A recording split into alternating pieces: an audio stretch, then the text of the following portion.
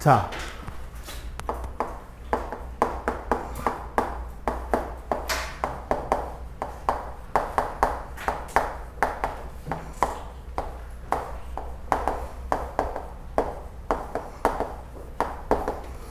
이제 벌써 선생님하고 이제 거의 몇 달 정도 수업을 하면서 내가 제목을 참 중요시 여기는 사람이라는 거는 기억을 이제 느낌이 온다. 그죠? 그러면 지금 요 제목만 봐도 우리가 공부를 해야 될 단원들이 사실 다 들어있다는 거야. 뭐와 뭐와 뭐를 배울까요? 오늘 배울 거. 변이가 뭔지를 배워야 될 거고, 자연선택이 뭔지를 알아야 될 거고, 진화가 뭔지는 앞에 거 2개 배우면 대충 알게 되겠죠. 그지? 자, 하나씩 배울게요.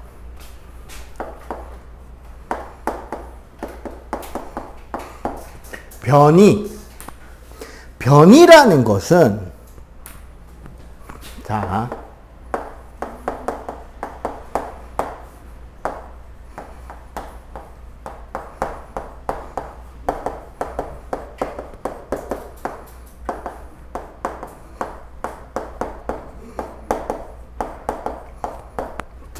여기 이제 주요한 단어들이 나왔습니다. 단일 종 내에서 개체 사이에 형질의 차이가 난다. 봐봐. 지금 우리 이 교실 안에 지금 이제 선생님 포함해서 총 7명의 사람이 있는데, 이제 그 중에는 뭐 대충 남자만 따져봅시다. 남자만 지금 5명 있죠. 인간이라는 단일 종이잖아. 5명이라는 여러 개체잖아. 형태와 성질이 같냐라는 거죠. 같냐? 키도 다르고, 몸무게도 다르고, 생김새도 다르고, 피부색도 다르고, IQ도 다르고, 습관도 다르고, 혈액형도 다르고. 맞지? 자, 같은 종이라고 전부 다 똑같지는 않다는 거죠. 이해가 돼요? 그게 단일 종 내에서, 자, 예를 들어서 봐봐. 까마귀랑 까치랑 다른 건 당연한 거잖아. 왜? 종이 다르니까. 개랑 고양이가 다른 건 당연한 거잖아요. 왜? 종이 다르니까. 근데 똑같은 소위 말하는 똥고양이, 길고양이, 짬타이거, 코리안 숏헤어, 그냥 똥냥이 동네 돌아다니는 똥냥이들 털 색깔이 같냐?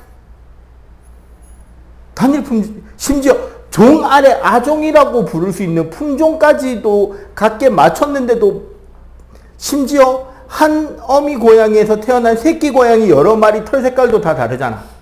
그거 우리는 첫째는 나비, 둘째는 뭐 양이, 뭐 셋째는 뭐 넷째는 뭐 이름 붙여주잖아. 집에서 키우거나 해보면.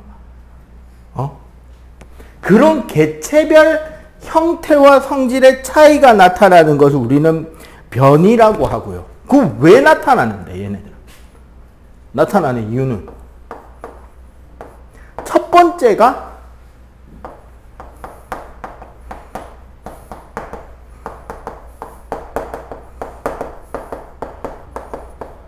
선천적으로 유전자의 차이가 있겠죠. 특히 고양이 같은 경우 털 색깔이 부모 유전자 따라가거든요. 예를 들어 아빠가 치즈고 엄마가 치즈다. 뭐 사실 치즈 암컷은 보기 힘듭니다. 그 누렁이 있죠. 암컷 누렁이 드문 케이스예요, 되게. 근데 둘 다 누렁이다. 그러면 새끼는 그냥 빼박 누렁이가 나와요. 아빠가 깜둥이고 엄마도 깜둥이다. 그럼 웬만하면 깜둥이가 나와요. 근데 예를 들어 이제 이런 게 되지. 아빠는 치즈인데 엄마는 고등어다. 이제 모양이 카오스가 되죠, 막. 고등어 무늬랑 누런 점박이랑 뭐. 그래서 진짜 몇 대 이렇게 짬뽕이 되면 얘가 도대체 뭐라고 불러야 될지 모르는 희한 괴상 발랄한 그 털 무늬가 나온다는 거지. 엉덩이에는 치즈인데 여기는 까맣고 여기는 고등어 털에. 맞죠? 그게 다 선천적으로 그렇게 타고 난다라는 거지. 이걸 우리는 유전적 차이라 그러고요. 그리고 사실은 환경 차이도 있습니다. 이거는 후천적 차이죠.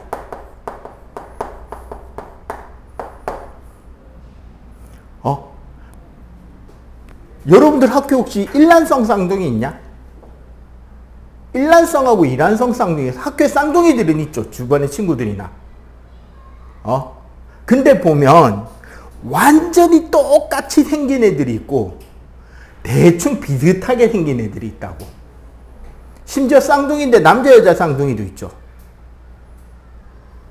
남자 여자 쌍둥이가 대표적으로 이란성 쌍둥이에요. 중학교 3학년들이면 이제 시험, 옛날에는 이거에 대해서도 시험에 들어갔는데 중등이, 요즘은 이제 중등에 빠졌으니까. 일란성하고 이란성 차이는 뭐냐면, 일란성은 수정란 하나에서 난할 과정 들어갔을 때 2세포기나 4세포기에서 2개로 쪼개져 버린 거야, 수정란이. 그러면 이 둘의 유전적 정보는 어때야 돼? 완전히 똑같겠지. 그 상태로 두 개의 수정란이 착상해서 자라서 태어나면 똑같은 유전적 정보를 가진 채로 태어나요. 근데 그 둘이 자라는 동안 환경적 차이, 친구가 어떻고, 그냥 성향이 어떻고, 뭐 형, 동생 하면서 둘 사이의 관계가 어떻고 하면서 차이가 생길 수 있잖아. 그래가지고 얼굴 생김새가 조금 달라진다던가, 성격이 달라진다던가, 키나 몸무게의 차이가 생긴다던가 그럴 수 있을 거 아니야. 그런 차이는 후천적 차이라고 합니다. 근데 여기서 말하는 일반적인 변이에서의 차이는 책에서는 유전자 차이를 중심으로 이야기를 한다는 거예요. 왜? 얘네들은 뭐가 된다?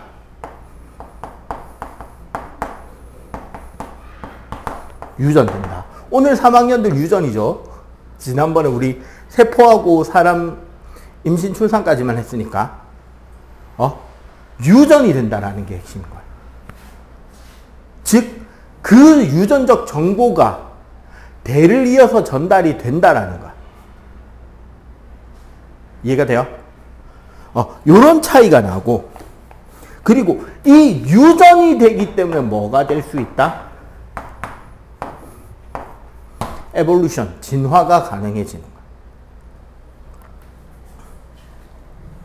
자, 그러면 이런 선천적 유전자의 차이는 어떻게 나타나느냐? 두 가지로 나눕니다.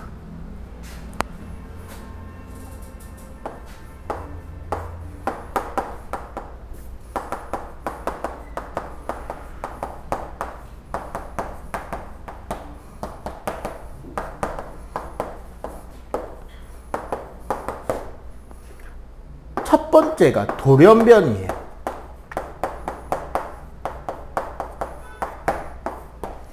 자, 돌연변이라는 것은 막 엄청나게 다른 것도 있을 수 있어요. 근데 극단적으로 말하면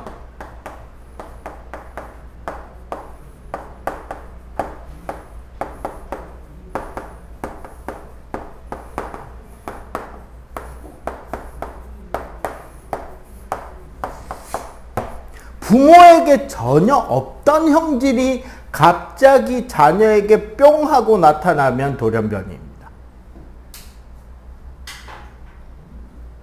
뭐 극단적으로 감수 분열을 위한 생식세포 준비 과정에서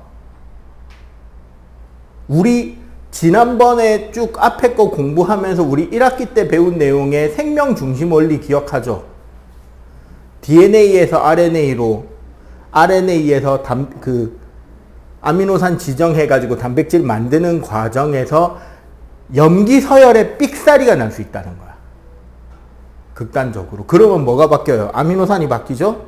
아미노산이 바뀌면 단백질의 구조가 바뀌죠. 그로 인해서 만들어져야 될 단백질이나 효소가 제대로 안 만들어지면 어떻게 될까? 전혀 다른 형질이 드러나게 된다는 거예요. 대표적으로 그 귀하다 말하는 알비노, 백호, 백사, 흰 까마귀 있어요. 까마귀인데 하얀 놈 있어. 그 다음에 은근히 요즘에 전 세계 모델계에 가끔씩 나타나는 알비노 모델. 심지어 흑인인데 하얀 애도 있어요. 외모 라인이나 얼굴 골격 보면 대충 어느 홍인종인지 백인인지 황인인지 티가 좀 나잖아. 얼굴 형태에서. 사실 여기서 우리 한국 사람들은 같은 황인종 내, 아시아권 내에서 얘는 왠지 일본계다, 얘는 중국계다, 얘는 한국, 느낌이 있잖아, 얼굴 보면. 맞지? 아이돌, 어젠가 아ren가 인터넷에 드디어 캐데헌의 헌트리스들, 원곡 부른 사람들이 최초로 라이브를 했죠, 방송에서. 미국의 어떤 그 되게 유명한 토크쇼에 실제 그 애니메이션의 노래 부분 녹음했던 3명이 나와서 직접 노래를 불렀죠. 라이브로. 근데 컴퓨터 상태가 개판이네. 잠시만. 긴급 조치는 됐으니까 보자. 거기서 했는데 그 3명 중에 2명은 한국계 같은데 1명은 아무리 봐도 한국계가 아니었던 것 같아. 그 핑크색 머리 역할하는 누나. 주인 가운데 센터 말고. 그런 것들은 이제 유전적 차이가 있는 거죠. 인종에 따른. 황인종 안에서도. 그런 거 우리 이제 알잖아. 이게 형질 변화인 거죠. 근데 아무리 봐도 이거는 흑인이야. 얼굴 골격 모양은. 근데 피부색이 하얘. 심지어 눈동자도 파래. 그 강아지 중에 그거 있잖아요. 오드아이. 강아지나 고양이에. 그게 알비노증이거든요. 그거도 색소 부족한 거. 근데 그런 게 갑자기 나타난다는 거지. 부모한테는 그런 문제가 없었는데. 이제 그런 거를 이제 우리는 돌연변이라고 합니다. 두 번째는 이번에 중3들이 열심히 시험 쳤죠. 시험 범위에 속하죠. 유성생식입니다. 유성생식이라는 것은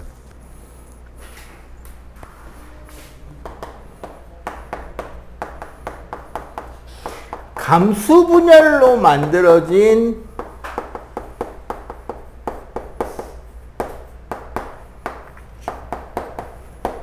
생식세포의 조합으로 그 형질이 만들어지는 거야. 여러분들 형제들 있잖아요. 형제나 남매, 자매, 형, 동생, 오빠, 언니 뭐. 맞죠? 똑같이 생겼냐? 다르잖아요. 왜? 같은 부모에서 태어났다고 할지라도 아버지 유전자의 절반, 어머니 유전자의 절반을 랜덤하게 뽑아서 섞은 거란 말이에요. 근데 사람은 염색체가 46개예요. 그럼 23개씩 뽑아서 그걸 섞은 거란 말이에요. 그리고 그렇게 해서 조합이 됐을 때 그 중에 어떤 아버지 형질이 나올지 어머니 형질이 겉으로 나올지도 모르는 거야. 태어나 봐야 하는 거예요. 이해가 돼요? 그러니까 유성생식을 통해서 되게 같은 유전인자 안에서도 다양한 조합이 가능한데 그 와중에 뭐도 나타난다? 돌연변이도 일부 나타나게 된다는 거죠. 물론 사실 여기서 좀 더 들어가면 돌연변이가 그래서 진화의 메인 프레임이 될 수는 없어요. 주된 이유가 될 수는 없어. 왜냐하면 대부분의 돌연변이는요, 번식 활동에는 마이너스입니다. 극단적으로 생각해봐. 까마귀야. 돌연변이로 흰 까마귀가 태어났어요. 사람들한테나 신성한 거지 걔를 까마귀라고 다른 까마귀들이 받아주기가 쉬울까라는 거야. 장가갈 수 있겠냐 이거지. 아니면 봐봐. 어떤 사람이 예를 들어 진짜 극단적으로 말해볼게요.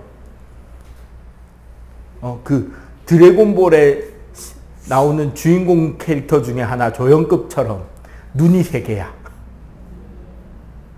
뭐 이번에 그 마블의 닥터 스트레인지도 제3의 눈을 뜨죠. 여기에 빡. 그래서 남들이 보지 못하는 다른 어떤 그런 영적인 거나 그런 것들을 볼 수 있는 능력이 생겼어. 초능력이야. 막 시력이 막 20.0이 되거나 막 그래. 막 투시술도 있고 그래. 대단히 뛰어난 사람이고 엄청난 능력을 볼 수 있겠지. 자, 남자친구가 눈이 3개야. 여자친구가 눈이 3개야. 감당되겠어? 응? 아니 뭐 이런 예를 들어줄까? 돌연변이로 팔이 4개인 사람이 태어났어. 야, 이종격 투기 출전하면은 개깡패겠죠?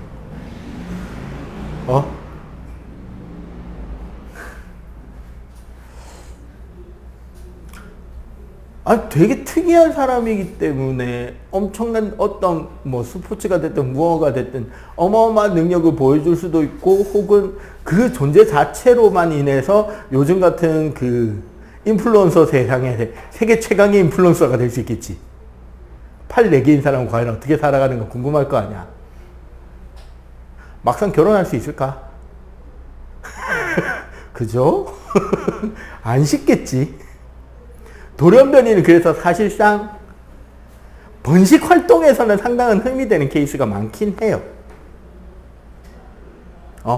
그럼에도 불구하고 돌연변이나 유성생식 모두 뭐가 된다?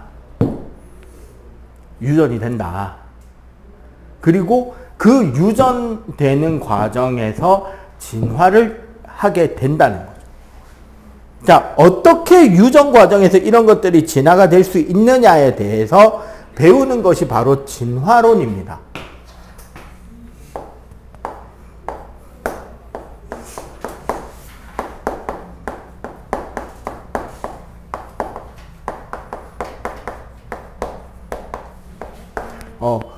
우리 책에는 자연 선택만 나왔잖아. 내가 굳이 진화론이라는 이야기를 한 이유는 진화론에서 이제는 받아들여지지 않는 주장 한 가지를 같이 배우기 위한 거예요. 그리고 대부분 학교 선생님들이 이 부분을 같이 공부를 시키더라고. 뭐냐면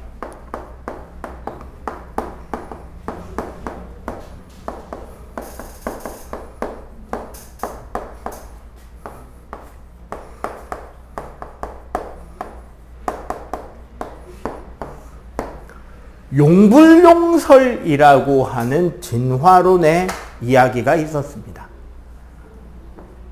극단적으로 보통 이 예를, 진화론의 예를 설명하는데 가장 좋은 것이 기린이에요. 뭐 이번에 모 래퍼의 랩 가사에 내가 그린 기린 그림은 강장공장 공장장 있다고 랩을 하고 있는 어떤 또라이가 나타났는데, 심지어 추석 전에는 뮤직뱅크에 나오더니 이번 주 일요일 날은 생방송 인기가요인가 MBC인가 SBS인가에 또 나온답니다.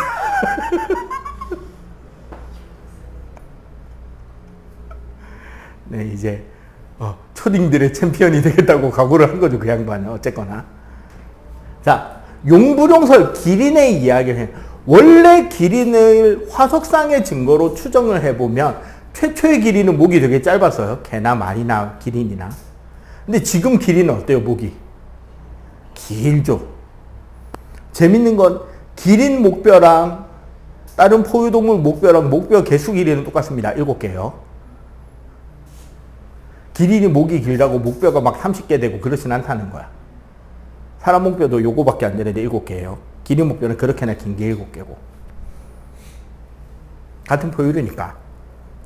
자, 근데 기린이 왜 목이 길어졌느냐에 대한 설명을 하는데, 용불용설은 이렇게 설명합니다. 용불용설이란 사용하는 기관은 점점 발달, 진화하게 되고 쓰지 않는 기관은 점점 퇴화, 없어지게 된다라는 이론이에요. 사람의 경우는 대표적으로 동의근이라는 근육이 있습니다. 얼굴에. 귀를 움직일 수 있는 근육이 있어요. 여러분들 개나 고양이, 토끼 집에서 애완동물 키워본 사람들은 알지, 귀 쫑긋 세운다는 게 무슨 소리인지. 부르면 귀 쫑긋하고 돌아보고 막 주인 쪽으로 뛰어오고 하잖아. 사람 이 귀 쫑긋거리는 거 본 적 있냐? 가끔 움직일 수 있는 사람도 있습니다. 그 사람들은 우연한 기회에 귀를 움직이는 근육을 움직이는 신경의 명령을 내리는 방법을 깨달은 거야. 근데 사람은 현재 귀를 움직이지 않아도 될 만한 환경 속에 살고 있기 때문에 귀를 움직이는 법을 다 까먹은 거예요. 단지. 그래서 사람 귀를 움직일 수 있다, 움직일 수 없다가 용불용설에 얘다 뭐 이런 식으로 들이댈 수도 있겠는데, 그지? 이 용불용설의 문제는 뭐냐면 후천적 변이가 유전된다라고 했기 때문에 틀린 거예요. 틀린 이유는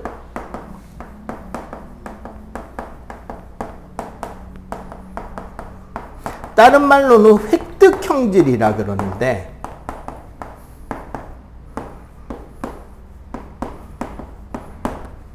사실 이게 안 됩니다. 그러니까 기린 입장에서는 원래 기린목이 다 짧았는데 나뭇잎을 뜯어먹고 살다 보니까 목 닿는 데까지 다 뜯어먹고 나니까 위에만 나뭇잎들이 남았잖아. 그거를 뜯어먹겠다고 목을 길게 쭉쭉 빼다 보니까 목이 늘어나서 위에 풀들도 뜯어먹을 수 있게 되고, 그렇게 시간이 흘러서 기린들의 목은 점점점 길어져 갔다. 그럴듯한데 안 됩니다. 왜 안 되는지 딱 한마디로 설명해 볼까? 요즘에 뭐 유튜브나 이런 데 보면 인플루언서들, 그 근육 빵빵한 인플루언서들 많죠. 헬스하는 사람들. 야, 걔네들이 결혼해서 애 낳으면 애가 태어나자마자 배에 왕자 있고 웅에 하겠냐?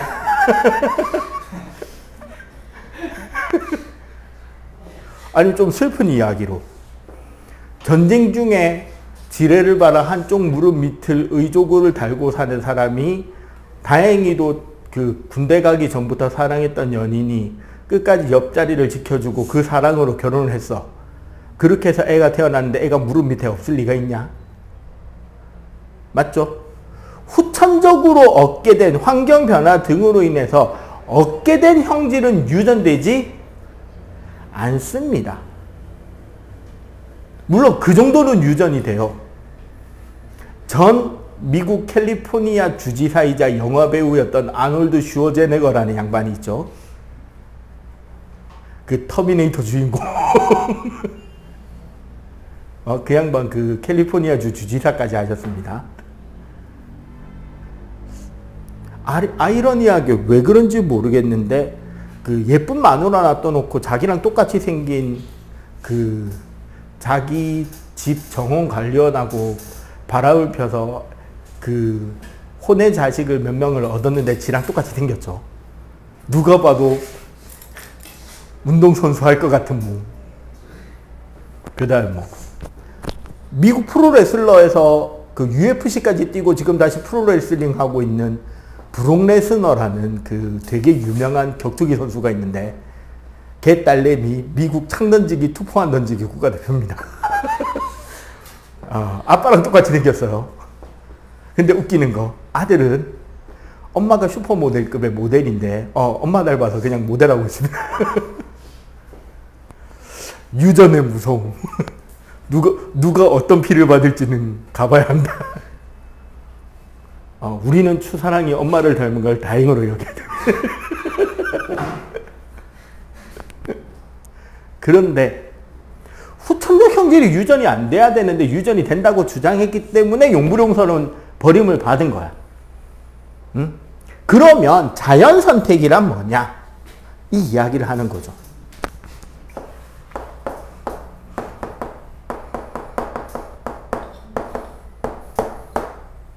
자연선택은 이 과정을 알아야 돼요. 기본적으로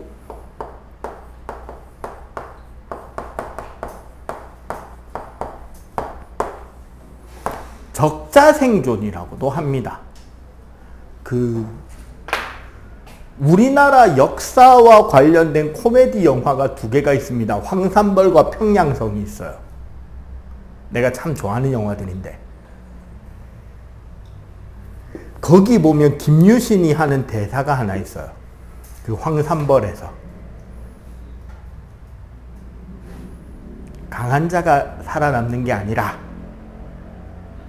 살아남은 자가 강한 게야. 역사는 살아남은 자가 쓰는 게야. 예, 부하들이 사실 이제 그게 누구들이냐면 지 동생이자 태종무열왕의 동생 처남이자 지 사촌이자 하여튼 원래 그 시절쯤 신라 왕가 족보는 개족보이긴 합니다. 막 외사촌 여동생하고 결혼하고 막 그런 식이야. 그래서 실제로 그 문무대왕이 김유신 조카가 되죠. 왜? 무열왕의 아내가 김유신의 여동생이기 때문에. 근데 막 보면 김유신 동생은 무열왕 여동생하고 결혼하고 막 그렇게 집안이 막 2중 3중으로 결혼하고 막 그렇게 꼬였어요. 귀족 사회다 보니까. 근데 어쨌거나 뭐 거기서 막 자기 밑에 부하 장군들이 전쟁 직접 그 개백이하고 싸우러 안 가고 조용히 참으면 싸우는 거 피해가면서 쌀 배달 다닌다고 막 놀리니까 개백이 무섭다면서 하는 소리가 그거였어요. 적자생존이란 그겁니다. 그 환경에 적합한 개체들만이 뭐 할 수 있다? 살아남을 수 있고, 그렇게 살아남아야지만 뭐를 할 수 있어요? 번식을 할 수 있고 자신의 유전자를 후대에 남길 수 있는 거죠. 지금 우리 책에 적자생존에 대한 그림이 나와 있는데 봐봐. 초록색 애벌레랑 파란색 애벌레가 살아요. 근데 얘네들은 나뭇잎에 붙어서 나뭇잎을 갉아먹고 살아요. 새가 날라왔어. 누가 잡아먹히겠냐?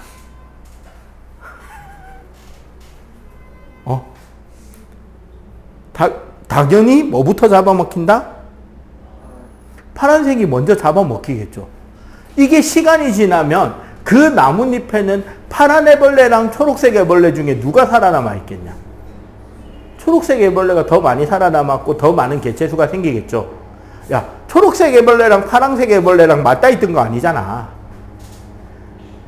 단지 파란 애벌레가 좀 더 눈에 띄었고 먼저 돼진 것 뿐이죠. 이런 게 적자생존인 거예요. 그럼 이게 왜 진화가 되느냐? 24쪽으로 넘어가 봅시다. 딱정벌레, 항생제 내성, 낙모양 적혈구 내성이 나오는데 기본적으로 이럽니다.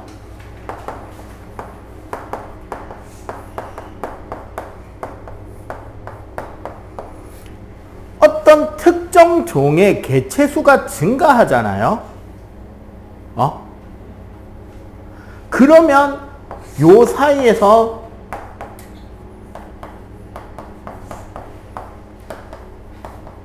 그 종 안에서 변이가 생기겠죠. 맞지? 이 상태에서 생존 경쟁을 하게 되고 그 가운데서 자연의 선택을 받는 거야. 요거를 한 덩어리로 묶어도 돼요. 경쟁 자체가 자연의 선택을 받는 거일 수도 있으니까. 그래서 나타나는 게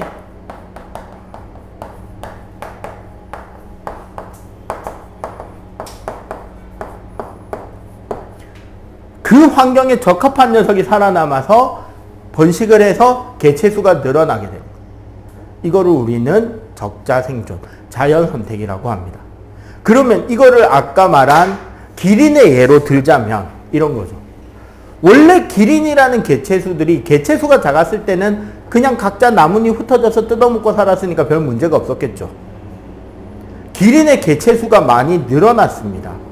그러면 그때부터 나뭇잎을 뜯어먹는다라는 생존 경쟁이 일어나겠지. 목이 짧은 애들은 나뭇잎의 밑에 잎만 뜯어먹을 것이고, 목이 긴 놈들은 밑에 잎도 먹을 수 있고 위에 잎도 먹을 수 있는 선택권이 생기죠. 이때 목 긴 놈들이 착해가지고 밑에 있는 나뭇잎들은 목 짧은 너희들이 먹어, 나는 목이 기니까 위에 것만 먹을게 하는 착한 놈들만 있을 리가 없다는 거지. 그러면 결국 그런 상태에서 경쟁이 일어나고 자연은 누구를 선택하게 되죠? 긴 놈, 짧은 놈? 긴 놈을 선택한 거지. 그게 적자 생존인 거야. 그렇게 해서 그 목이 긴 애들이 더 건강하게 잘 성장해서 번식기 때 더 우위한 위치에 가게 되고, 그로 인해서 번식 활동을 더 왕성하게 할 수 있으니까 그 다음에 태어나는 새끼들은 목이 짧은 애들이 많다, 긴 애들이 많다?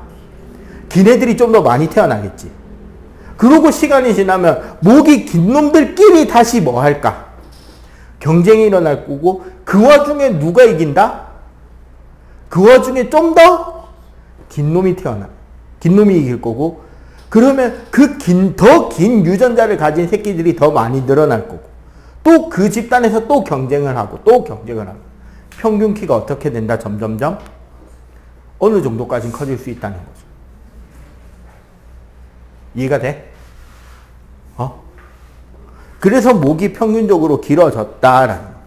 그래서 지금 여기에 보면 딱정벌레 집단, 색깔이 다양했는데 어두운 산불이 일어난 토양, 검게 변한 토양에서는 어두운 딱정벌레는 살아남고 밝은색 딱정벌레는 잡아먹히니까 어두운 애들만 살아남았다. 요게 뭐에도 나오냐면 맨체스터 지역 나방의 변화에서도 나옵니다.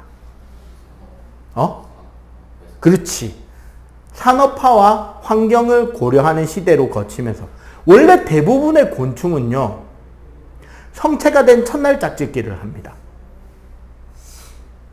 성체가 돼서 날아오르면 그 첫날 짝짓기를 해서 알을 낳아놓고 그 다음에 나머지 삶을 살아요. 대부분은. 번식 활동을 더 할 수도 있지만 대부분 그렇게 산다고. 맨체스터라는 그 지역은 그 박지성 때문에 대한민국에 꽤나 친숙한 도시죠. 영국 중북부 지방이 있습니다. 잉글랜드 중북부에. 원래는 숲이 있고 숲의 지으류라 그래서 우리 모기버섯, 서기버섯이라고 하는 그 탕수육에 들어있는 그 버섯 비슷한, 이끼 비슷한 버섯들이 나무 밑둥에 많이 붙어 살던 지역이에요. 그래서 나무 밑둥이 하였다고. 근데 그 지역에는 나방이 두 종류가 살아요. 흰나방과 검은 나방. 애벌레를 채취해보면 흰나방, 검은 나방의 비율이 비슷비슷해. 근데 성체를 잡아보면 누가 더 많다? 흰나방이 개체수가 압도적으로 많은 거야. 근데 그 지역에 산업화가 일어나고 공장지대가 생깁니다. 매연이 방출되고 그 흰색 지유류는 검게 오염돼 버려요. 그 시점에 다시 그 조사를 했습니다. 대학교에서. 새끼들, 애벌레 수는 비슷비슷한데 누가 압도적으로 많아졌다? 검은색 나방이 많이 잡히는가, 흰 나방은 개체수가 적고. 다시 환경오염이나 이런 것들의 규제가 빡세지면서 그 지역의 환경도 다시 깨끗해졌어요. 그 이끼들은 다시 하얗게 돌아왔고, 그때 다시 조사하니 누가 많이 잡히더라? 흰나방 곤충이 많이 잡히더라. 요런 거 똑같은 거죠. 그 다음에 항생제 내성균. 여러분들 병원에 가서 약 받을 때 항생제라고 약을 받으면 무조건 여러분들이 다 나은 뒤에라도 끝까지 먹어줘야 되는 이유 중에 하나가 여기 있습니다. 원래 항생제 내성이라는 것 자체는 돌연변이로 생겨요. 균들의 개체적 차이 사이에서. 그러면 그 항생제 내성을 가진 균의 수는 전체 균수에 비해 많다, 적다? 적겠지. 그런 상태에서 항생제가 적용이 됩니다. 항생제란 미생물을 죽이는 약이에요. 세균들 같은 걸 죽이는 약이란 말이에요. 그럼 항생제가 투입돼요. 그러면은 항생제 내성이 없는 세균은 상당수가 죽을 거고, 내성이 있는 균들은 살아남겠지. 그렇게 해서 세균의 개체수가 줄면 살아있는 세균이 남아있을지라도 일단 몸에 병적 질환은 나타나지 않게 돼요. 근데 그 상태에서 시간이 지나서 다시 균이 늘어나서 그 질환이 겉으로 보이니까 다시 같은 항생제를 쓰면 어떻게 된다? 살아남은 균 중에 내성균의 비율이 많았을 거 아니야. 그럼 다시 개체수가 늘었을 때 내성균이 많아, 비내성균이 많아? 내성균이 많겠지. 그럼 같은 항생제를 쓰면 그 균들은 죽는다, 안 죽는다? 안 죽는 놈들이 더 많아진다는 거지. 그럼 그 병이 나아요, 안 나아요? 안 낫는 거야. 근데 아이러니하게 반쯤 죽은 놈이 내성을 가지게 되는 경우도 있다는 거야. 항생제를 끝까지 먹어서 완전히 사멸시키지 못하면 반쯤 죽었다 살아난 놈은 그 항생제에 내성을 가지게 되는 경우가 생겨요. 이것 때문에 지금 미국에 제일 골 아픈 환자 하나 있죠. 어떤 항생제로도 죽이지 못하는 내성균을 가지고 감염된 사람. 격리되어 있습니다. 밖으로 나오면 큰일 나겠죠. 왜? 그 사람이 가지고 있는 균을 죽일 수 있는 항생제는 현재 존재하지 않으니까. 그럼 지금 졸라 연구해서 그 내성균을 죽일 수 있는 약을 누군가는 언젠가는 만들 수 있겠지. 그렇게 해서 그 균을 죽이고 나면 어떤 일이 생긴다? 그치. 그 항생제조차 내성을 가지는 균이 생길 수도 있다. 그 미국 영화의 레지던트 이블이라는 영화에 좀비 바이러스가 펴지게 되는 이유가 이것 때문이란, 맨 처음에 시작엔 요것 때문에 출발해요. 그 병에 걸려도 죽지 않게 하는 그런 것들을 연구하다가 좀비 바이러스가 만들어져서 퍼져버려요. 자, 그리고 밑에 드디어 나오네요. 남모양 적혈구 유전자. 내가 말했죠. 통합과학이 사랑하는 질병이라고. 남모양 적혈구 빈혈증은 원래 아미노산에 들어가야 될 게 발린으로 바뀌면서 나오는 적혈구 기형에 따른 빈혈증이고, 심할 경우 저렇게 해서 변형된 헤모글로빈이 들어있는 변형된 적혈구가 뇌혈관에 지류를 막아서 중풍이나 치매나 이런 뇌손상을 일으킬 수도 있는 심각한 질병이지만, 저게 유전자가 반쯤만 있어서 중간쯤 일반 건강한 적혈구랑 문제가 되는 적혈구가 섞여 있는 사람의 경우는 재미있게도 말라리아에 대한 내성을 가지게 됩니다. 말라리아라는 것은 말라리아 모기라는 모기가 옮기는 곤충에 의한 전염되는 질병인데 대한민국에서도 걸릴 수가 있습니다. 대한민국 국내에도 있어요. 딱 한 지역에. 경기도 파주에서 철원까지. 경기도 북부 제일 끝 휴전선 부근에 있습니다. 재수 없으면 걸립니다. 여러분들 앞에 서 있습니다. 걸려본 사람. 그래서 선생님 동남아 쪽으로 여행 웬만하면 안 가거나 가려면 한 달 전부터 준비합니다. 예방약 먹고 생쇼를 합니다. 군대에서 한번 걸려봤기 때문에. 웃기는 게 말라리아라는 병은 한 번 걸리면 그냥 지나가요. 그냥 한 일주일에서 보름 정도 열이 오르락 내리락 하다 나아요. 이게 두 번째 걸리면 돼집니다. 내성이 생기는 게 아니라 치사율이 올라가는 병이라 가지고 오죽하면 내가 그 병 안 걸리려고 생지랄 쇼를 하다가 고수에 맞들였잖아. 군대 갔다 와서 필리핀에 가는데 그런 이야기를 들었어요. 고수를 먹으면 몸에서 고수향이 나서 모기가 안 문다.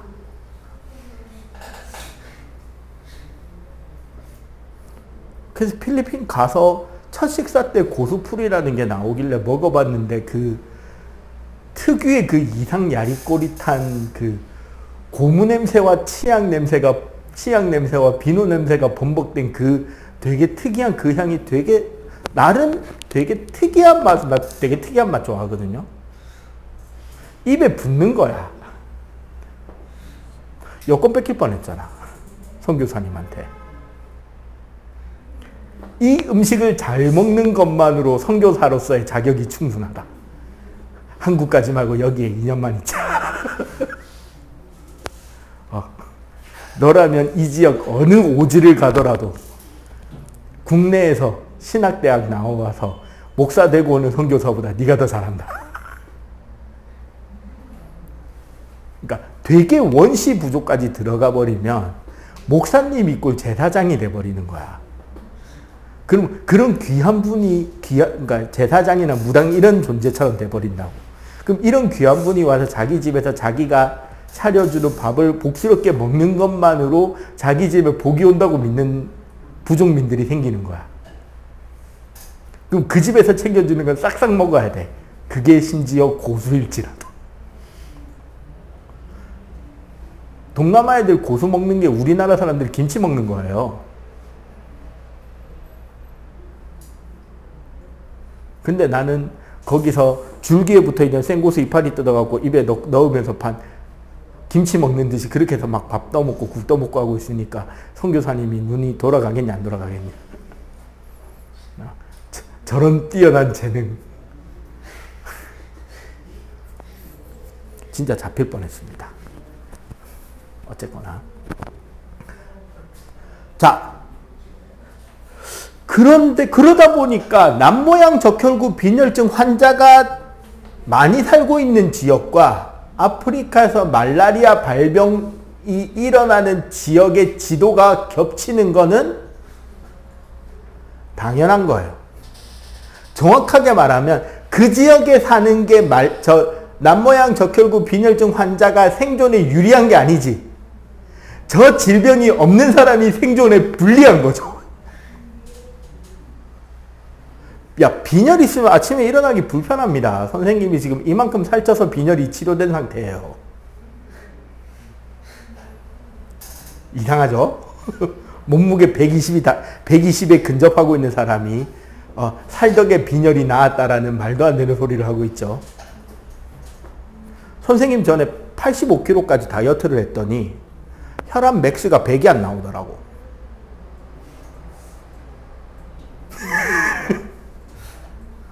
보통은 110에 70, 120에 80 요 정도까지를 정상 범위로 잡고 맥스가 140 넘어가고 미니멈이 100 넘어가면 우리가 이제 고혈압이라고 약 먹는 단계가 되거든. 근데 나는 맥스가 100이 안 됐어요. 살을 뺐더니. 혈압이 낮아서 생기는 빈혈. 그러니까 아침에 벌떡 일어나면 뇌에 피가 안 올라가서 쓰러지는 거야. 살찌면 고혈압이 온다 그러죠. 혈관이 좁아져서. 선생님은 지금 정상혈압입니다. 내가 지금 115 나오나? 맥스 혈압이?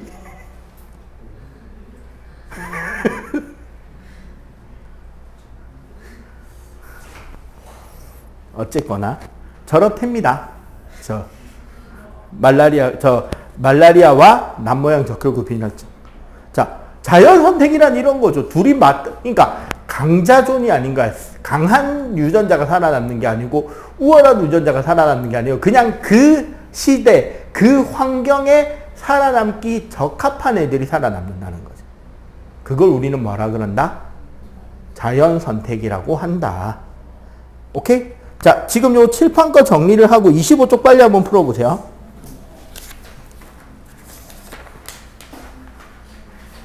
다 나와요. 26쪽에 보면. 자, 진화란 그럼 뭐냐? 결국 이야기를 하자면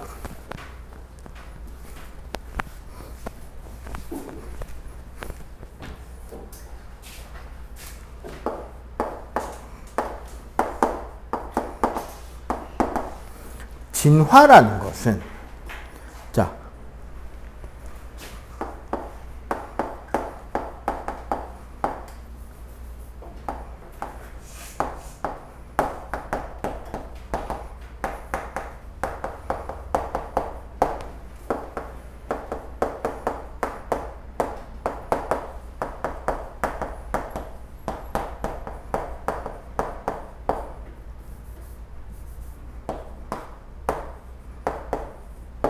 그 개체 변이와 자연 선택 그리고 유전이 계속 누적이 되다 보면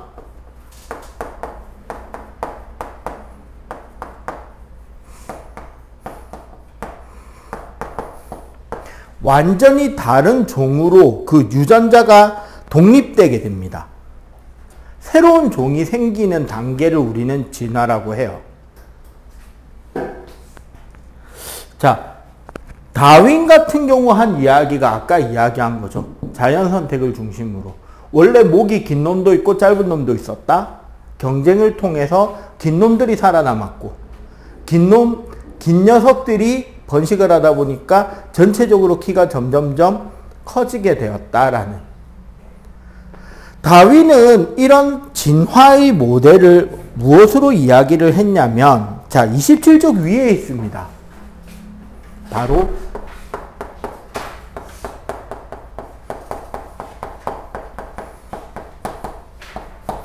갈라파고스 핀치. 갈라파고스 제도에 살고 있는 핀치라는 새를 가지고 이야기를 해요. 이 갈라파고스 제도는 특이한 게 가장 가까운 남아메리카 대륙과 거의 900km가 떨어져 있어요. 남미에 속해 있는 섬인데 태평양에 있는 가장 가까운 남아메리카 대륙 칠레 쪽에서부터 거의 900몇 킬로 떨어져 있습니다. 태평양 쪽으로. 그러면 일단은 뭐가 성립이 되죠? 남아메리카와 완전히 독립된 생태계가 되지. 1000km씩 날아다니는 새들이 있긴 하지만 적어도 거기 살고 있지는 않다는 거예요. 그리고 이게 제도라, 갈라파고스 제도라 그래서 몇 개의 섬으로 이루어져 있는 섬들의 모임이야. 근데 재밌는 게 각각의 섬마다 이 핀치라는 작은 새가 먹을 수 있는 먹이 환경이 섬마다 조금씩 달라요. 딱딱한 열매가 땅에 떨어지는 섬이 있고, 선인장이 많이 있는 섬이 있고, 나무에 부리로 구멍을 뚫어서 나무 안에 살고 있는 벌레를 잡아먹어야 되는 섬이 있어.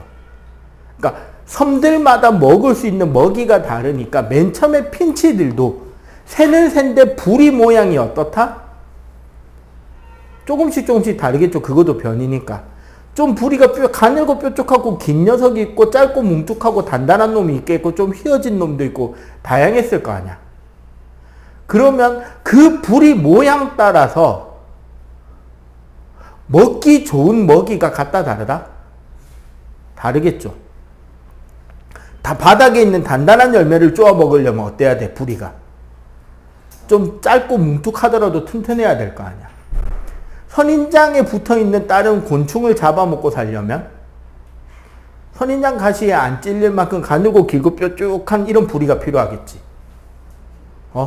딱따구리처럼 나무에 구멍을 뚫고 그 안에 벌레를 잡아먹으려면 또 다른 어떤 걸 잡아먹으려면 먹이 환경에 따라서 적합한 부리 모양이 다를 거 아니야. 그러다 보니까 새들이 처음엔 이 섬 저 섬 날아다니다가 어떻게 된다? 자기 부리로 먹기 편한 섬에 정착을 하겠죠. 응?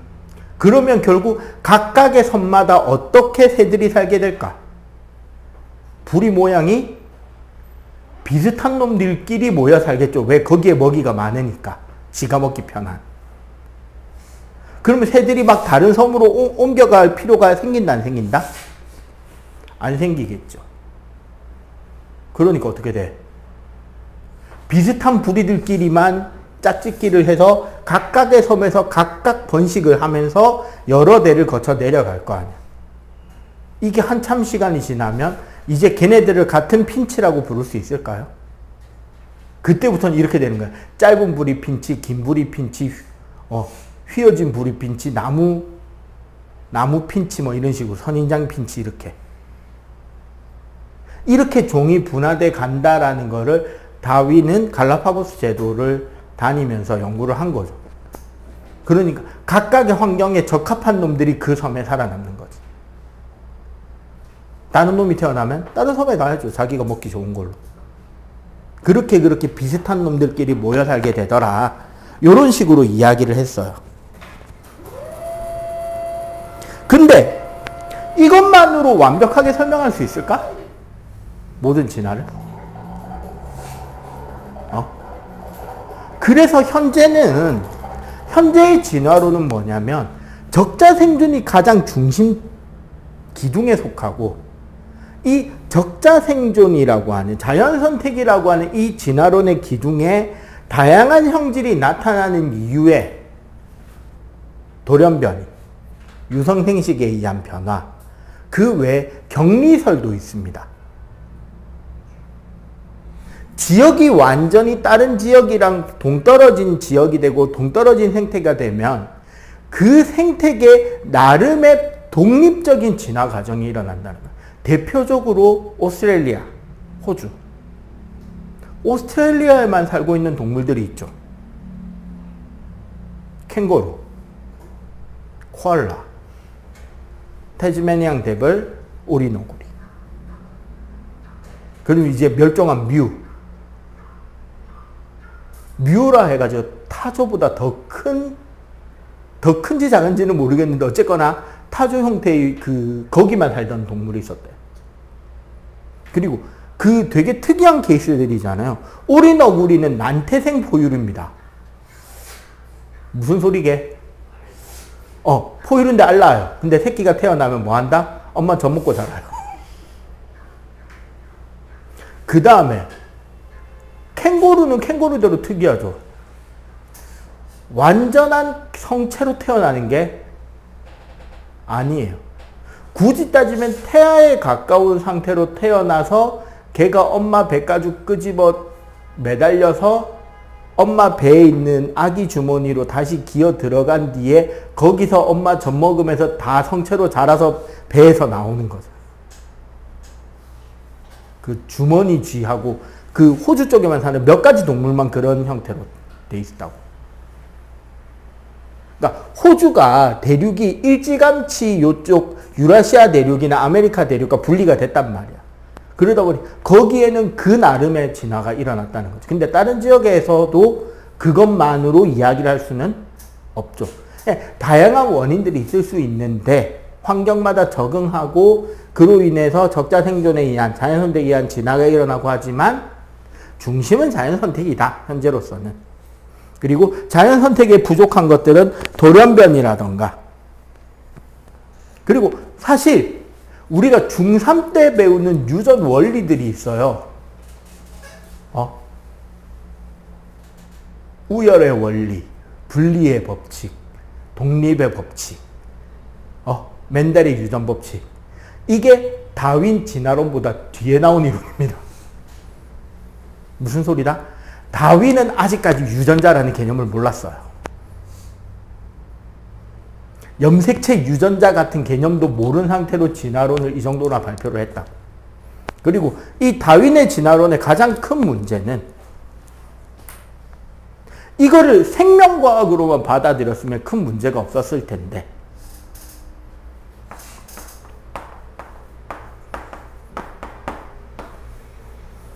우생학이라는 잘못된 해석 관점으로 인해서 이게 국제 정치 논리가 돼버려요.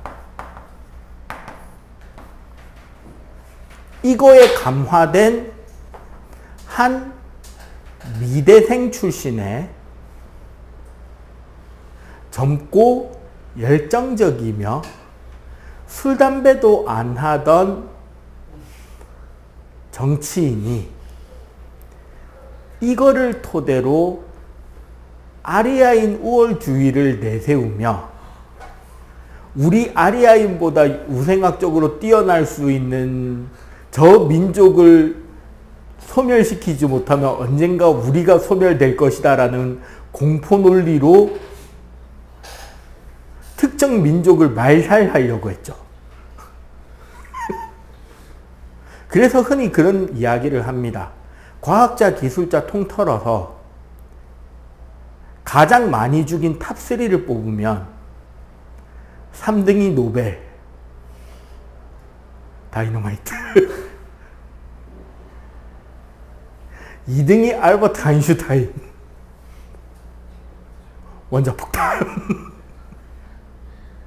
1등이 다윈이라는 이야기가 있어요. 유대인과 집시에 대한 학살.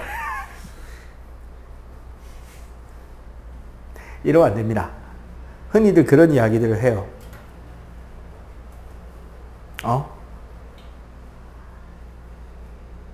사람이 죄가 없다. 죄가 있는 거지. 개소리 말하는 거예요. 과학기술은 죄가 없습니다. 그거를 쓰는 사람이 잘못 쓴 새끼들이 개새끼인 거예요. 물론 그런 전쟁 가운데서 과학은 어마어마한 발전을 했다는 것도 부인하지 못합니다. 현대 우리가 얻고 있는 이 어마어마한 의학기술의 그늘에는 일본 731 부대의 악행이 같이 있다는 것은 부인할 수 없는 내용이긴 해요. 근데 그렇다고 그런 실험이라던가 과학적인 도구를 가지고 무기를 만들거나 뭐 민족 말살을 한다거나 이러면 안 되는 거죠. 이런 게 과학윤리이기도 하고 요 책 맨 마지막에 비슷한 이야기들이 좀 나와요. 과학윤리라는 것들이. 그건 이제 그때 가서 마저 배우도록 할게요. 자, 27쪽 빨리 한번 풀어봅시다. 자, 생물 다양성은 자, 제일 처음에 배워야 되는 포인트는 뭐냐? 그 세 가지 다양성을 구분하는 데서 출발합니다. 자, 유전적 다양성,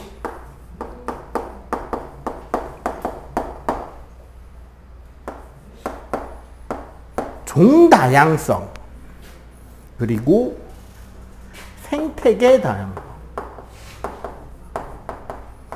자, 원래 요렇게 나오잖아요. 그러면은 뭐가 중요하냐면 요 뒤에 붙는 수식어가 되게 중요하게 돼요. 유전적 다양성이란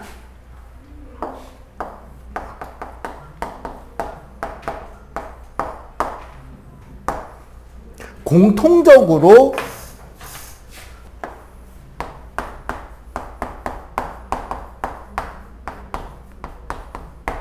특정한 지역에 살고 있는 단일 종 내의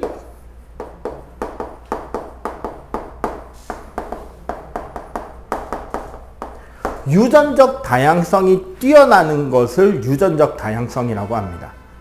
그러니까 뭐냐면 아까 아킬레우스 이야기를 잠깐 했는데 만약에 현대 시대에 아킬레우스를 복제해서 특수부대원 300명을 만든다면 최강의 군부대가 될까요? 아니에요. 걔네들은 대한민국 군화 새 걸로 300컬에만 보급해주면 전멸합니다. 발뒤꿈치 까져서. 유전적 다양성이 작게 일부러 하는 경우가 있어요. 대표적으로 현재는 농업에서 많이 합니다. 특히 과수원에서. 극단적인 예를 들어줄까요? 바나나 유전자는 3가지밖에 없어요. 현재. 바나나 유전자 세트는 2종인가 3종인가 밖에 없어요. 그러니까 전 세계에 바나나가 몇만 그루가 있을 거 아니야. 몇만 그루가 뭐냐, 몇백만 그루 있을 수 있을 거 아니야. 우리가 과일로서 먹고 있는 바나나 나무. 걔네들 유전자가 3가지밖에 없다니까. 그러니까 3종류의 클론이 쫙 깔려 있는 거라고. 유전적으로 완벽하게 다 동일한. 그러면 어떤 장점이 생길까? 바나나 퀄리티가 3가지겠죠.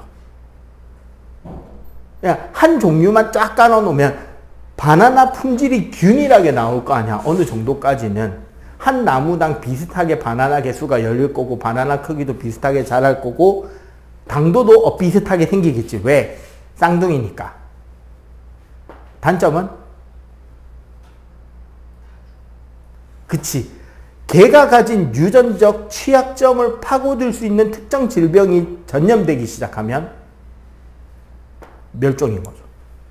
실제로 1968년에 그 이전에 먹던 바나나는 멸종했어요.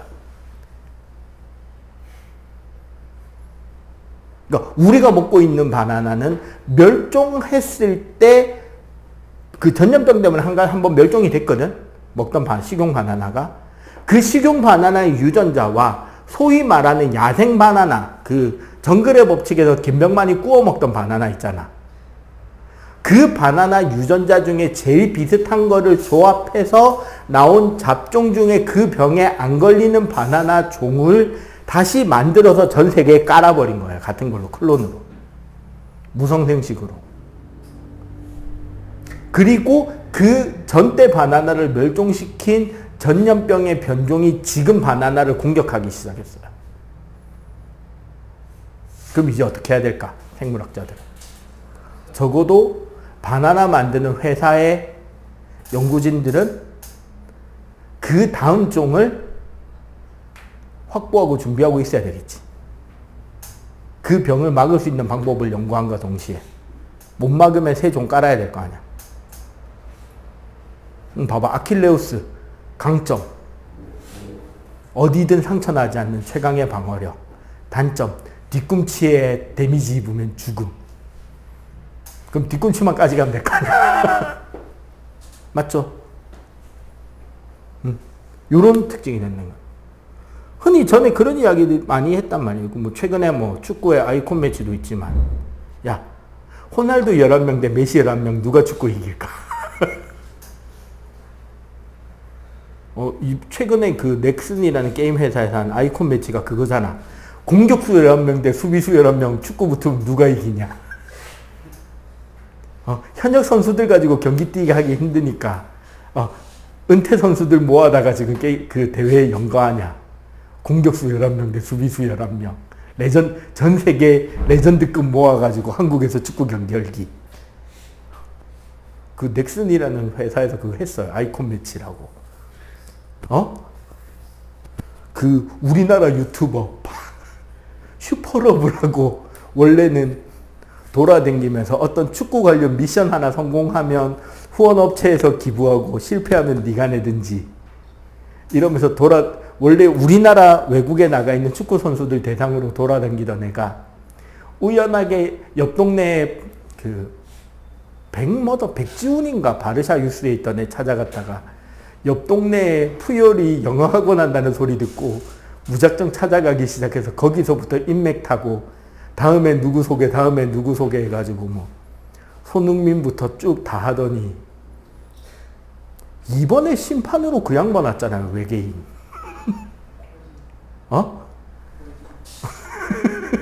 은퇴하신 그 양반까지 불러다가 주심 맡겼잖아. 막 골키퍼로 부폰하고 카시아스 와서 장갑 끼고 있고 말디니부터 뭐 쭉 수비라인에 그네들 다 와 있고 공격수에 막 앙리, 루니 이런 애들 우르르 다 와 있고 나이 40대 다 된 아저씨들 다 불러다가 경기한 게임. 자, 어쨌거나 유전적 다양성은 단일 종 내에 얼마나 다양한 유전자가 있느냐. 예를 들어 벼농사 같은 거를 짓는데 이런 식으로 생각해봐. 홍수에 강한 종만 다심 없어. 근데 그 해에 홍수가 났어. 그럼 대박이죠. 근데 가뭄이 들었어. 멸종이잖아. 근데 농사를 짓는데 어디는 홍수에 강한 종, 어디에는 가뭄에 강한 종, 어디는 병충해에 강한 종 이렇게 막 나눠서 심으면 하나는 살아남겠죠. 맞지? 유성생식을 하는 이유가 그거예요. 각 개체별로 유전적 다양성을 확보시켜 놓으면 어떻게 된다? 누군가는 살아남는다. 환경이 어떻게 변하든 간에. 그러면 그 종은 어쨌거나 살아남는다가 되는 거예요. 그게 유전적 다양성의 이유예요. 확보를 하는 이유. 오케이? 자, 두 번째는 종 다양성입니다.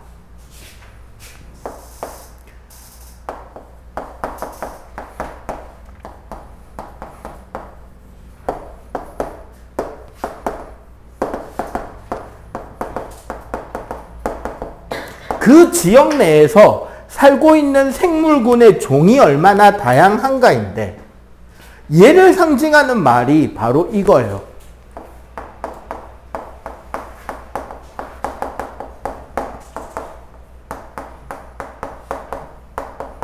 먹이사슬과 먹이그물.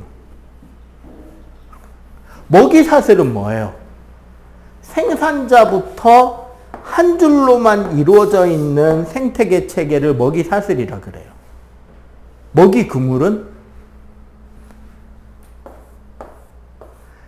생산자도 여러 개, 1차 소비자도 여러 개, 2차 소비자도 여러 개가 존재를 하는 거야. 그럼 어떻게 된다? 여러 개의 먹이 사슬이 막 꼬여서 만들어지겠지. 이런 식으로 생태계가 완성이 되면 어떻게 된다? 먹이 사슬보다 그물이 훨씬 안정적이 되는 거야. 이게 좀 발음 맞는 예도 아니고 일화도 맞다라는 보장은 없는데 그 유명한 망언이 있죠. 프랑스 혁명기 때 마리 앙뚜아네트 왕비가 했다는, 실제로는 하지 않았다라는 말. 프랑스 혁명군이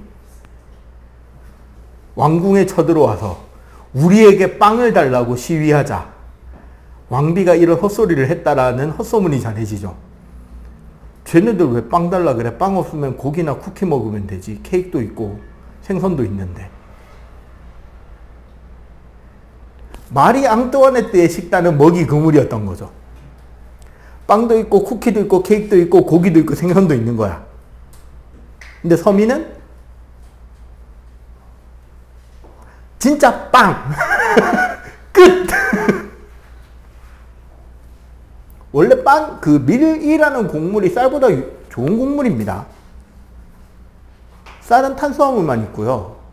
밀은 약 30%에 가까운 단백질이 포함되어 있어요. 우리나라가 잘못 알려져 있는 건데 원래 빵이 밥보다 건강에 좋습니다. 단 우리나라 빵 빼고. 우리나라 빵이랑 일본 빵 빼고 유럽 빵은 좋은 빵이에요. 왠지 아냐? 이거 너희들이 카스테라 레시피를 보면 경악할 텐데 다시는 케이크 안 먹을걸? 살찐다고?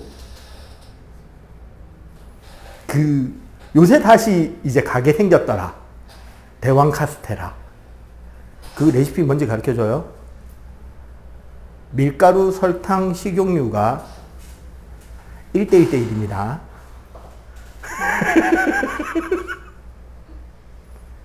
거기에 계란 좀 넣고 만드는 게 그 카스테라예요. 생크림 가기 전에 이미 설탕에서 끝났지, 게임이. 그래서 진짜 유럽 빵 파는 데가 몇 군데 있어요. 저기 빵천동이라고 불린 남천동에 가면. 그 빵 먹으면 우리나라 사람들이 되게 생소해야 합니다. 빵이 짜고 셔요. 단맛이 없고. 시큼 짭짤한 빵이 나옵니다.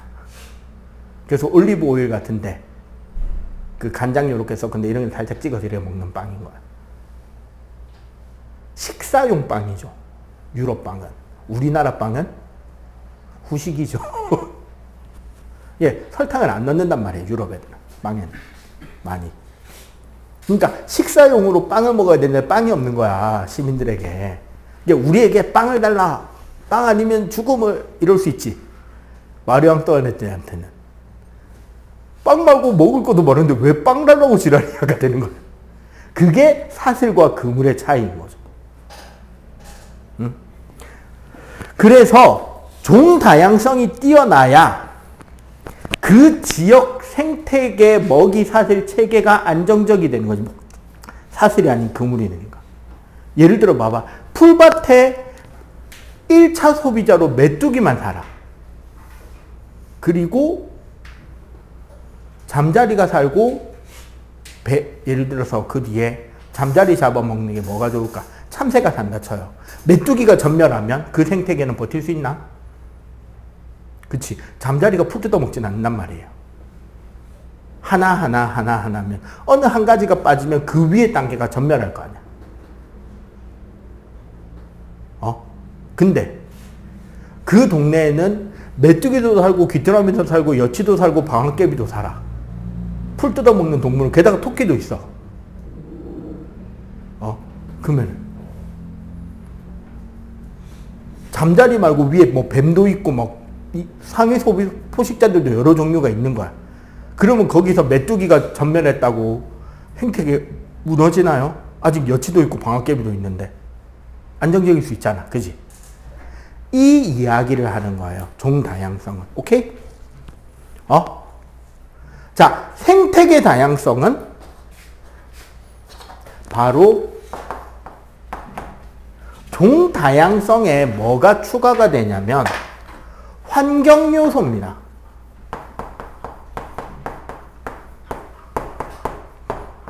환경요소 혹은 우리가 비생물적 요소라고 부르는 것들인데요.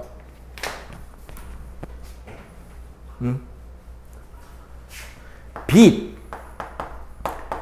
공기, 물, 토양, 온도, 이런 것들에 대한 다양성이에요. 극단적으로 말하면 우리가 말하는 생태계라는 개념 자체가 생물과 비생물의 모임이거든요. 잘 봐봐. 숲에 사는 생물들이 있겠지? 그럼 숲에서는 숲이라는 환경에 맞는 생태계가 짜일 거 아니야. 들판은, 풀밭은 숲하고 같을까요? 다를까요? 풀밭은 풀밭대로의 생태계가 따로 생길 거 아니야. 숲하고는 다르겠지. 그 숲도 평지에 있는 숲이냐 산에 있는 숲이냐에 따라서 같을까 다를까? 또 달라지겠죠? 그리고 그 땅에 물이 있다면, 호수나 강이 있다면 물 위에 생태계가 있고 물 속에 생태계가 있고 물과 땅이 접하는 물가의 생태계가 또 다를 거 아니야.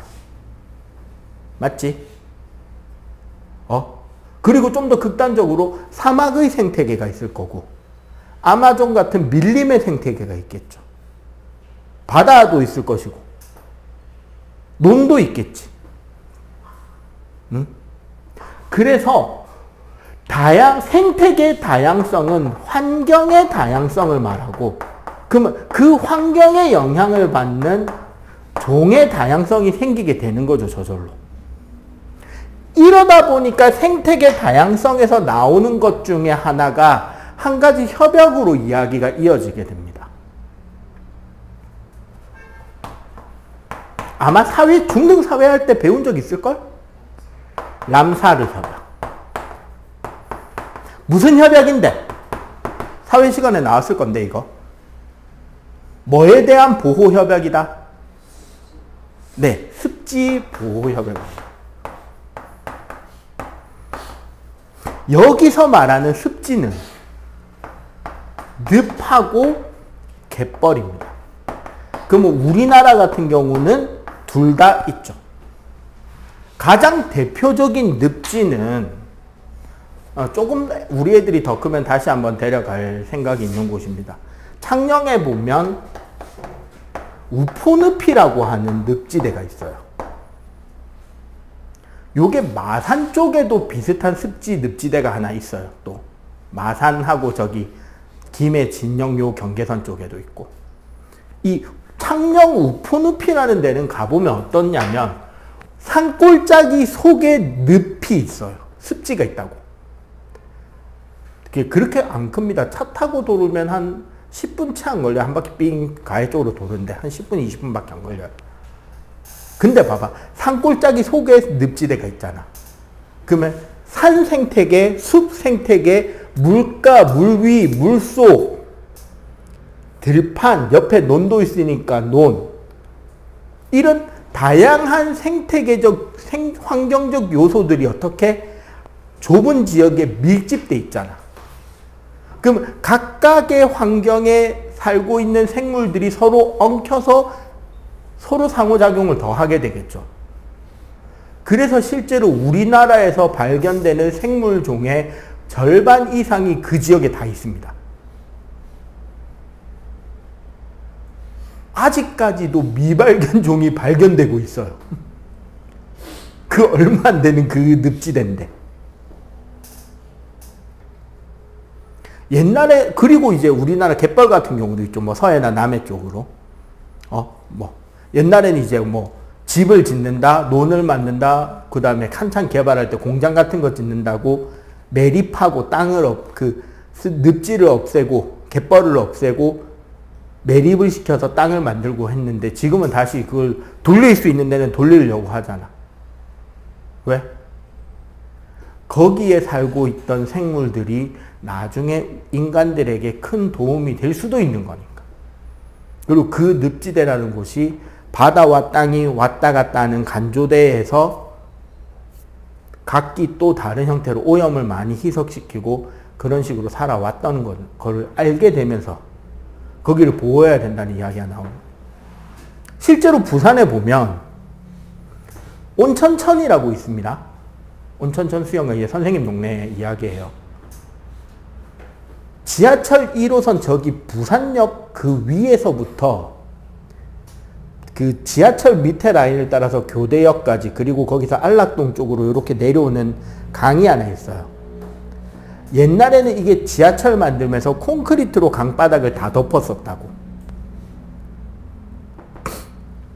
물이 흐르면서 정화되지 않아서 그 남조류 세균만 가득한 하수구 물이었어요. 그래서 지하철 밑에서 올라온 냄새 때문에 그 부근에는 숨도 못 쉬었어요. 그리고 그 물들이 다 엉켜서 나오던 데가 수영강이야. 지금 저기 신세계 백화점 옆에 그 강 되게 넓잖아요. 그 강에 버스 지나갈 때 유리창 열고 못 지나갔어요. 선생님 어릴 때는. 썩은 내가 올라왔어. 강이. 근데 언젠가부터 그 온천천 강을 다 콘크리트를 다 드러내고 딴 데서 이제 모래랑 바위 같은 거 사와서 깔고 진짜 환경하천, 옛날 자연 상태가 살아있는 환경하천으로 만들었어요. 조금씩 조금씩. 그리고 물이 마르면 안 되니까 낙동강에서 부산 수돗물 만든다고 퍼오는 물의 일부를 범어사 계곡 쪽에서 틀어놔서 그 물의 양이 어느 정도 유지가 되도록 하고 있다고. 지금 거기는 수달도 삽니다. 또 그 강에 이렇게 멍하니 강가에 앉아서 이렇게 보이고 있잖아요. 숭어 띄어요. 그 숭어들이 이게 연어랑 반대로 사는 애들이거든. 어릴 때 강에 올라와서 살다가 알라으로 바다로 가는 놈들이 있어요. 걔네들이 이렇게 때로 지어서 헤엄치다가 그 몸에 붙은 기생충 뗀다고 물 위로 폴짝폴짝 뛴단 말이야. 뛰는 게 보여. 그리고 걔네들 잡아먹는다고 외갈이 와서 삽니다. 지금 다대포 해수욕장 가면은 그 하천 어느 정도 복원하고 거기에 보면 새들 있잖아요. 허연새. 걔네들이 외갈인데 많이 살아요. 그리고 그 물고기 잡겠다고 수달도 갖고. 근데 완전히 어느 정도 복원이 돼서 되게 좋아졌단 말이야.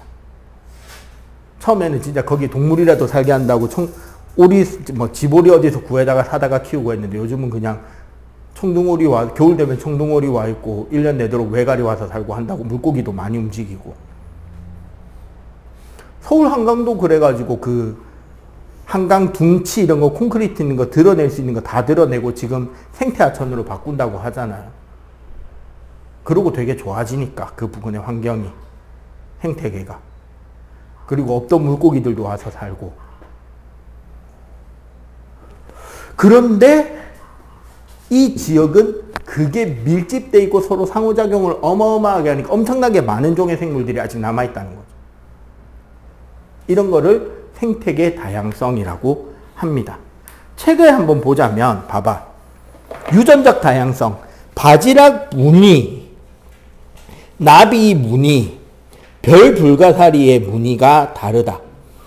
유전자가 다양할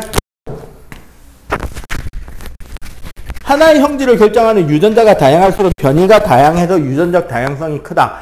참고로 사람의 경우 피부 색깔을 결정하는 염색체는 3군데에 나눠져 있습니다. 즉 유전자가 8가지가 나와요. 조합이. 그래서 피부 색깔이 극명하게 두 그룹으로 나뉜 게 아니라 도수 분포 그래프처럼 이렇게 나오는 것. 되게 까만 사람부터 좀 많이 하얀 사람까지. 거기에 인종적 차이까지 더하면 그 차이가 더 커지겠죠.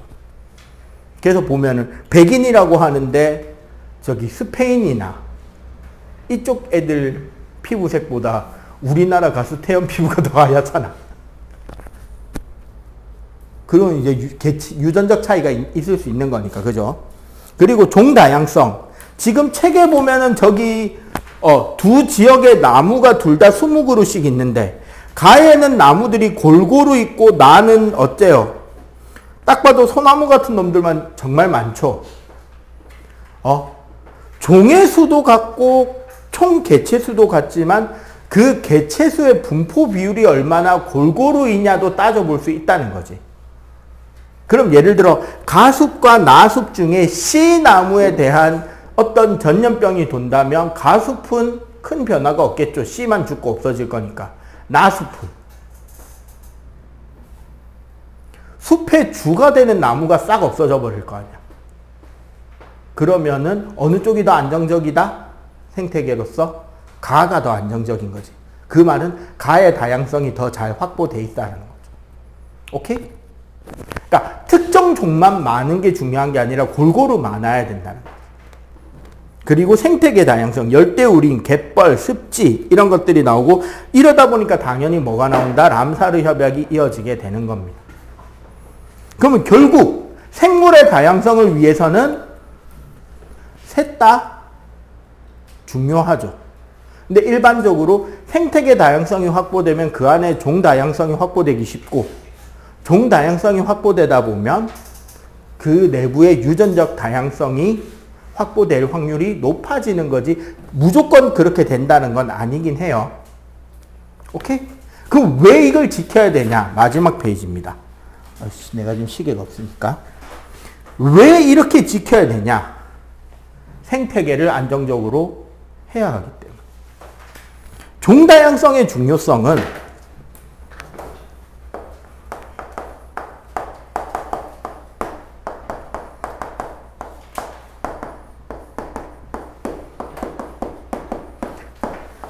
우리 인간들이 참 많이 까먹고 있는 거예요.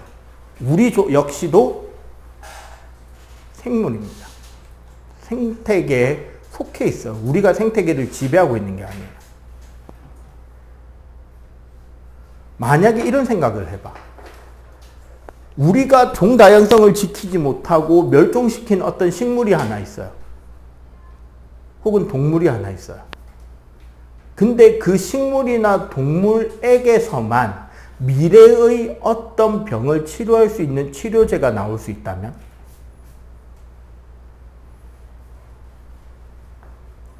알고 보니 그 생물에서만 얻을 수 있었던 어떤 물질이 어떤 질병을 낫게 할 수 있는 혹은 예방할 수 있는 유일한 약이었다면 멸종한 이상 인류의 미래는 없을 수도 있다는 거죠. 뭐가 어떻게 쓰여질지 모른단 말. 생태계. 뭐가 없어졌다고 어떻게 변할지도 몰라요. 먹이 사슬의 그 문제 우리가 일권에서 한번 배우지 않았나? 어떤 지역에 풀이 있고 술록이 있고 늑대가 있었어요. 술록이 멸종위기종이라고 인간들은 늑대를 쏴 죽였습니다. 그 결과 그 지역에서 술록은 멸종했어요. 늑대를 쏴 죽였기 때문에. 술록이 개체수가 너무 늘어났고 늘어난 술록 때문에 그 지역에 풀이 없어져 버렸고 결국 술록도 없어져 버렸고 생태계가 안정화되지 못했기 때문에 일어나는 겁니다. 그러니까 선생님은 초등학교 과학을 부르는 옛날 이름을 참 좋아합니다. 너희들은 과학이라고 배웠죠. 초등학교 책에도.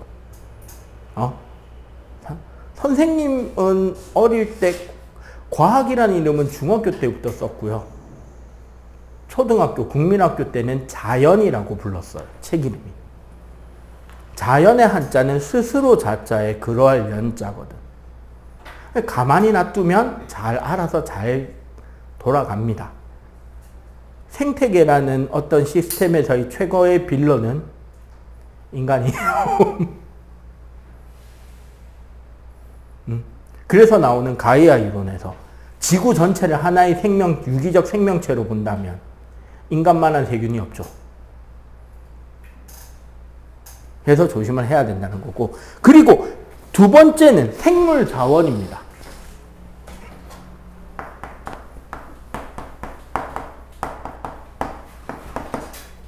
우리는 알게 모르게 생태계로부터 많은 것들을 얻어다 쓰고 있어요. 일단 의식주, 자, 옷. 물론 요즘은 합성섬유를 되게 많이 쓰고 있지만 그래도 아직까지 우리 인간에겐 면직물, 견직물, 모직물 되게 많이 쓰고 있죠. 모직물이 동물의 털, 견직물은 가죽, 비단, 면도 있죠. 목화. 그 다음에 마직물도 있죠. 삼배, 식물 섬유. 이런 걸로 옷을 만들어 입잖아. 그 다음에 식량. 사실 생태계 없이 우리가 식량을 만들어 먹을 수 있을까? 물론 이제는 가능은 합니다. 인조고기, 배양고기도 만들고 있는 단계이긴 하니까. 근데 그걸로 모든 지구상의 인류를 먹여 살릴 수 있을까? 그 다음에 주거, 나무, 흙, 돌. 아무리 시멘트 콘크리트라 그래도 지금도 많이 써야 되는 재료잖아요. 그 다음에 약. 해열 진통제의 원료가 되는 버드나무, 아스피린 재료입니다. 뭐 조팝나무, 심장병 치료제의 원료가 되는 디기탈리스, 항생제의 원료가 되는 푸른 곰팡이, 저게 페니실린이죠. 뭐 심지어 최근에는 우리나라의 어떤 가족이 독버섯 잘못 먹었다가 일가가 다 죽을 뻔하다가 겨우 살아나왔는데 그 과정에서 새로운 항암제 개발이 일어났죠. 나이 많은 부모님들이 암에 걸렸는데 뭐 수술이나 이런 것도 힘든 나이다라고 해가지고 그냥 시골에 가서 공기 좋은 데서 요양하시면서 약초나 이런 것들 캐다가 뭐 먹고 하면서 뭐 그렇게 여생을 누리시겠다고 해서 시골에 내려가신 부모님이 계셨는데 그 버섯 공부 잘못하면 죽습니다. 그 영지버섯의 어린 싹하고 붉은 노르발버섯이라는 독버섯이 있는데 비슷하게 생겼어요. 어린 개체일 때는. 근데 이 부모님 중에 아버지가 나름 자기 등산도 하시면서 그 산주인한테 허가받고 버섯 같은 거 채취해서 그냥 그런 걸로 생식하시면서 그렇게 병을 이겨보시겠다고 하면서 영지버섯이라고 따온 것 중에 독버섯이 섞여 있었던 거야.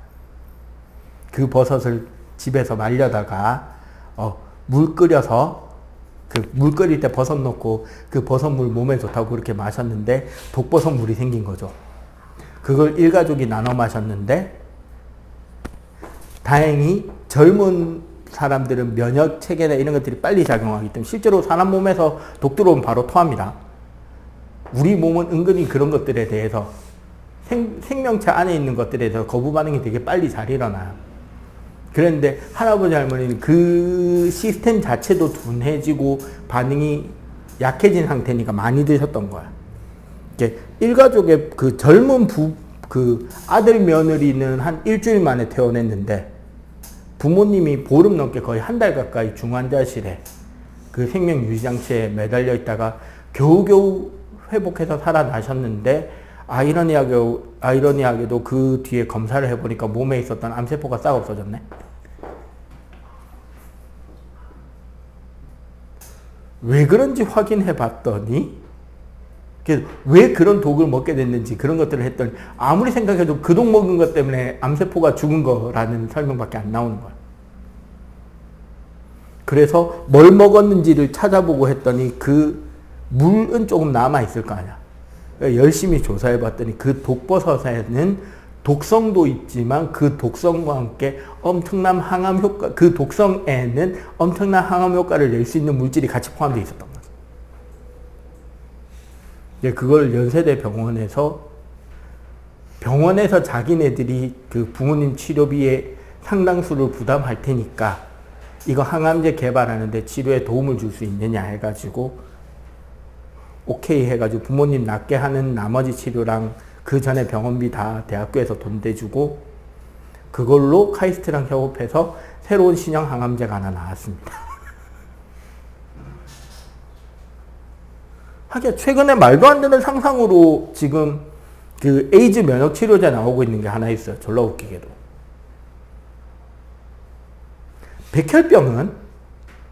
백혈구가 너무 늘어서 면역력이 너무 강해져서 면역 체계가 사람의 몸을 공격하는 게 백혈병이야. 에이즈는 몸의 모든 종류의 면역 시스템이 다 고장나서 면역력이 아예 없어지는 게 에이즈야. 에이즈 환자한테 백혈병을 걸리게 하면 어떻게 될까? 아이러니하게도 미국이랑 한국에서 똑같은 연구는 지금 진행되고 있답니다. 에이즈 환자에게 백혈병을 걸리게 하면 면역력이 강제로 생겨요. 그래서 두 증상 다 같이 약.